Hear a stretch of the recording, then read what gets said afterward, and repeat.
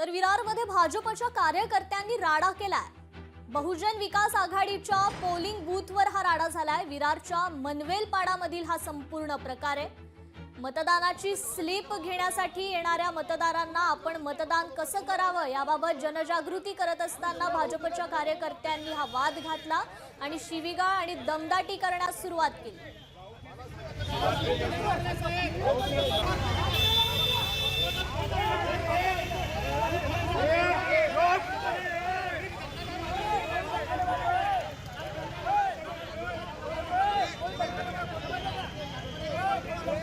या दोन मशीन आहेत, बरोबर आहे। या दोन मशीन आहेत, इकडे दोन, इथे दोन।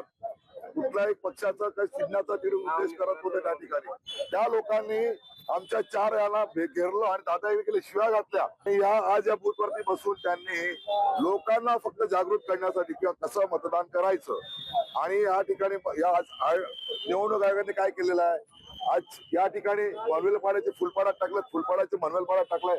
या पद्धतीने लोकांचा छळ केलेला आहे आणि त्यातल्या त्यात जे भाजपचे कार्यकर्ते होत आमच्या बूथवरती दादागिरी करतात। ते भाजपचे आले होते आणि आम्ही एका पुट्ट्यावरती मतदान सांगत होतो आणि ओपन होतं आमचं, आम्ही लपून पण नव्हतं ठेवलेलं, समोर फक्त सांगत होतो, त्याचं नाव वगैरे काय नाही।